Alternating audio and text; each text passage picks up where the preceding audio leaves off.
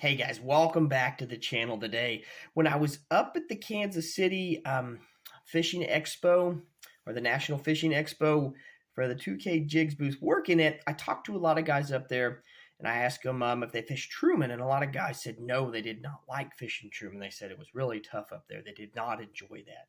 So that's what brought me to posting this next video here. It's a tournament back to 2021, which was October 16th of 2021, the Joe Bass Invitational I fished up there. I'm going to go over what I did and how we did that and how we got a top 15 bag on day one fishing up there. Before I get into it, if you guys would, if you're not a subscriber yet, we are almost to 500 subscribers. I'm going to be giving away a 2K Jigs package. It'll be a 2K Jigs package and Big Hammer package together. Be giving that away to one of the subscribers once we hit 500 subscribers. So be sure to subscribe if you guys want a part of that. We're only 18 away. If you guys are not a subscriber, that's a great way to support the channel. Had a lot of growth in the subscribers. Ultimate goal is 1,000 subscribers. So first goal, though, is 500. I'm trying to hit that by the end of the month. Let's see if we can get there at this rate. It's gotten pretty close, but that is my goal, to hit it by the end of the month. So, and if you guys like this content, like it, and let me know if there's any things you guys would like to see or something you would recommend. I'm up for anything. If you guys see something wrong, you guys are liking it, or see something wrong, be sure to comment. Let me know what you guys are thinking so I can get better content out there to the viewers, because I don't know if I don't hear nothing back. I think I'm doing the right thing. Just you guys lead me on the right path. I'm here for you guys and the information to help you guys. So let's jump into this. So it was 2021, October 16th of 2021, the Joe Bass Invitational, day one. First, let's get into conditions. It was sunny, I do believe. I know, I don't think it was cloudy. Pretty sure it was sunny. I know the wind was blowing. That's a big key to what we were doing, is the wind was blowing up there. And I'm doing this video because a lot of people said they struggled on Truman, so I'm trying to help a lot of guys out in the fall on Truman. What we had was 11.77 pounds. We had a top 15 bag on day one. We were just out of the top 10. I think we were 12th place is what we had. So we were just out of there. Had we backed it up on day two with the same weight or around the same weight, we'd have been inside the top 10, inside the top 5, actually. Inside the top 10, it would have been like 8th place. So we were just a little bit out of it. Day two, things kind of fell apart. But day one, we was on it. A lot of things went wrong. Trolling motor went out. We had all this stuff by 10 a.m. Trolling motor went out on us. We had to go in early on day one. Had trolling motor issues on day two. So, we just had to deal with that. That's what happens. So we didn't get nothing really on day two, but it had a great day one. Just couldn't do it on day two because of mechanical issues. So it happens, and you just got to move on and, go on with life. So, but that happens in tournaments. Things break, and that's actually twice at Truman in the team, the Joe Bass in Team Invitational that we have had trolling motor problems broke on us. So it's been unfortunate luck up there for me at Truman. I love Truman Lake. It just hates me. So. So let's get into it here. I was fishing up in the Grand River, which was right here, circled, the Grand River. There's 4 main spots. That's all we got to hit pretty much before we had to head back in, was those 4 spots. We never got to try anywhere else. That was it. And we caught lots of fish. The first spot was in the red right there. I like that area. That's where we got our biggest fish. Then the green is the second spot. And then there is the white. And then there is the purple. Now, the key here was, we were moving fast. We weren't fishing slow through these areas, and I wasn't fishing the entire coves. I was fishing mainly the points, about 100 to 200 yards on each side of the points, and just running points was the pattern I was running. And it seemed, it obviously was working. We had the 8 keepers by 10 a.m. and could have probably had 14 to 15 pounds had we had the entire day that day. But we did not, and if we had non-mechanical issues on day two, we could have backed it up with another solid 10 to 13 pound bag. So this is great information for you guys. So the first spot in the red, the first keeper came right smack dab after we took off. We went to that first area, and my buddy caught it. The footage of it is right here. Yellow? Get him up, Ben. Get him in here, Ben. Get him in here. Yeah, baby. Yeah. Fuck. I'll show it to you there. You'll watch it.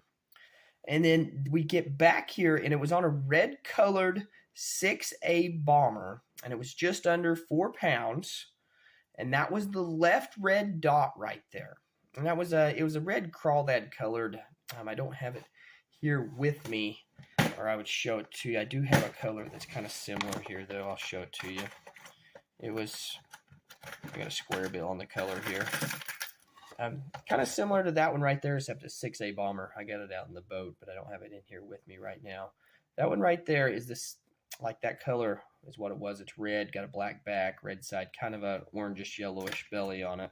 I'm gonna get my other crankbait out here, and it's actually one of the ones you can tell how beat up it is here when you guys see it.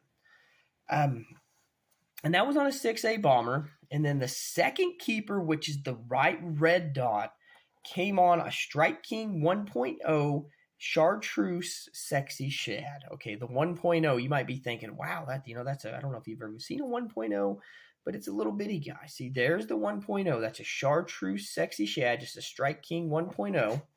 And I'll give you a comparison here. The one I just showed you was a 1.0 as well. I'll give you a comparison here to, I'll get you a chartreuse sexy shad in the 1.5. The 1.2 right there is the 1.0. See that? This one here is the 1.5. That's a size comparison. You guys can see how much smaller that is compared to that.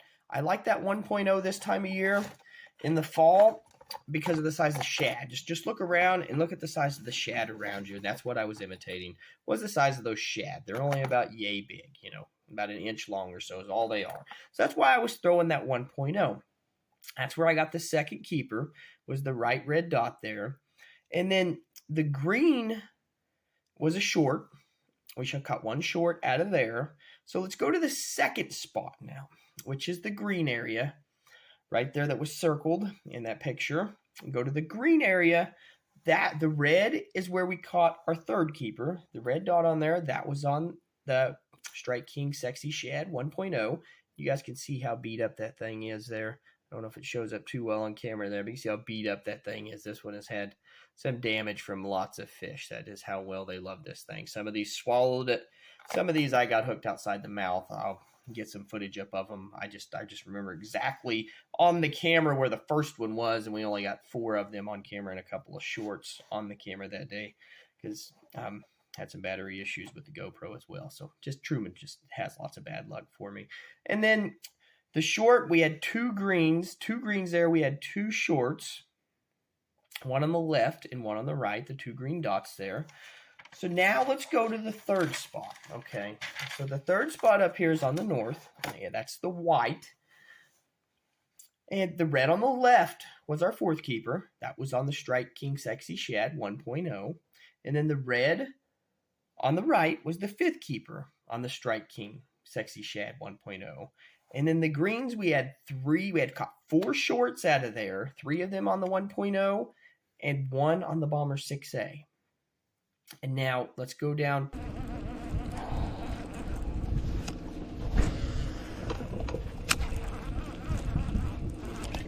There's one, Bill. Oh, yeah. Nope. Oh, yeah. To the 4th spot down there. And that's the purple spot. The red furthest to the left was the 6th keeper on the 1.0. The red in the middle was on the 1.0, and the red all the way to the left was on the 1.0. And then all 7 greens were shorts on the 1.0. So we was catching the crap out of them, and we wasn't fishing slow. You'll see on the video here, I had my trolling motor on pretty high and covered. There's one, Ben. Got me on the log, though. He's big enough, but holy shit. I don't know.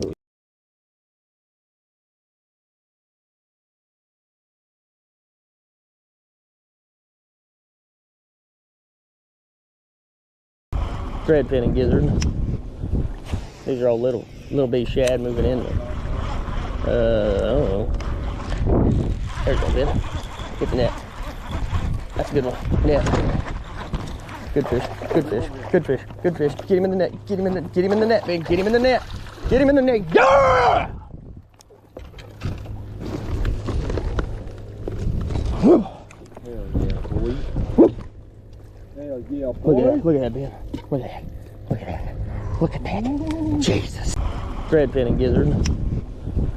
These are all little bitty shad moving in there. I don't know. There you go, Ben. Get the net. That's a good one. Net. Good fish. Good fish. Good fish. Good fish. Get him in the net. Get him in the net, Ben. Get him in the net. Get him in the net. Yeah! Hell yeah, boy. Hell yeah, boy. Look at that, Ben. Look at that. Look at that. Look at that. Jesus. Lots of water was the key to this presentation. Lots of water in the right spots, guys. I caught a lot of them around those points and just around those points. Like I said, about 100 to 200 yards around the points and just basically running and gunning that pattern. All up and down the Grand River, I had more spots I wanted to hit that day too, but the trolling motor went out and didn't get to hit them. Same way with day two, I didn't get to hit them either. So just the trolling motor went out early and it did not work for us. But if you're up on Truman in October, it's even good in late September running this pattern, but the main thing is the wind's got to be blowing. And then something else in the areas you could do if the wind's not blowing, or say if the wind is blowing, you can even get out if they're not up on the bank. You can get out and throw a spinnerbait out in those trees out there. But this pattern works good when that wind's blowing really hard. It's blowing those shad up towards the bank while blowing the plankton up on the bank, which pushes the shad up on the bank. And you'll see all those little shad up in there. When you see those shad, just pick up that little 1.0. I mean, you could throw it in a lot of different colors. I like the sexy shad, the chartreuse sexy shad on Truman, especially once you get up the Grand River where it's really dirty and stained. That is a great color to throw. Like I said, it catches the crap out of them. It does really good. It might be a little bitty bait, and some people might be a little too proud to throw that little bitty bait. But, you know, I throw it on 10-pound test on a bait cast. Absolutely no problems. You just got to set your brake lower, and, you know, I know how to cast little things on a bait caster, but I don't have no problem even in the wind with it. But the biggest thing to that pattern, guys, is the wind. It does work without the wind, but not as well. It works better with the wind. So hopefully this will help some of you guys out that I had spoke with. Maybe this will get out to some of you guys I spoke with up at the Kansas City Expo. And you guys will be able to get out there on Truman maybe this upcoming fall. Not sure how well this pattern works in the spring. I would assume going to those same areas with like a rock crawler would work really good. Or focus outside of those areas on the bluffier banks, because those were all around the channel swings was another thing that made that pattern really work. If you notice there where the channel swings were, that is where I fished at, because I felt those fish were pulling in there, because it wasn't quite far enough in the fall yet where they really were in the backs. So they were just starting to pull up and down out of those channel swings where the deeper water was. And that's another thing that made that pattern work. You can follow that all over the lake, I have found, that time of year in October. And that's just where we caught them. Get another video up later of what to do, let's say, if you go out and they're not in that area. What to do. I've noticed on Truman is you basically just go find another area on a different side of the lake. I've seen on Truman, especially in the fall, on about any lake, a whole area will just die. A whole area will just fall out. You just got to go to a new area and they reload. Those fish will be there. It's a weird fall thing. They bite in one area, they don't bite in the other. So you basically just got to cover water. You can't just really pick one area and just start picking through it. Unless they're biting well, then you can do that. But if you go there a couple hours and they're not biting, you better just vacate the area, go find a new area where they are active. But hopefully, like I said, this helps you guys. Just pick up a little 1.0 the next time you're at Truman in the fall. Pick up, if you're struggling in the fall, you got any tournaments in the fall there, pick up that 1.0, guys, and go out there and you should catch lots of fish, whether they be big ones or not. I'm not sure. I have caught big ones on the 1.0. Most of them in the 1.0s, though, are 2.5 pounders is about what I catch on the 1.0. That is where we did catch the bigger one on the Bomber 6A, but they do love that 1.0, and it will catch you lots of fish. If you guys are struggling on Truman, go out, get your confidence, pick up that little 1.0 Strike King or a 1.0 whatever it is, square bill, whatever brand you like, and hopefully it'll help you guys catch fish.